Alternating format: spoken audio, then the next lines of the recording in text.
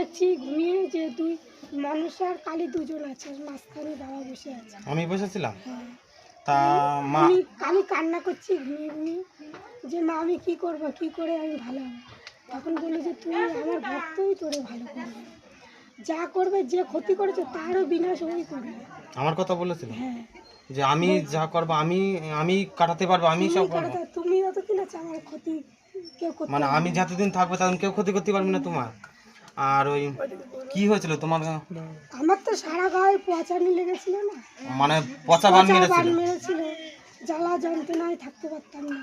মানে কান্না করতে হ্যাঁ, কান্না করতে করতে মা স্বপ্ন দেখিয়েছিল, এই শ্মশানকালে আর মনসা দেখিয়েছিল। আমি এখানে এসেই তো এখন এই দাঁড়াতে পারছি, এখানে এসেই তো।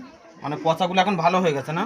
এই যে এইসব ঘা, এইসব সব ঘা হয়েছিল, এই যে এইসবগুলো সব ঘা হয়েছিল, হাতটা, এই যে হাতেও ঘা হয়েছিল, ওই সব যে জায়গায় হয়েছিল কিন্তু সারে গায়ে হয়েছিল, পচা বান মেরেছিল।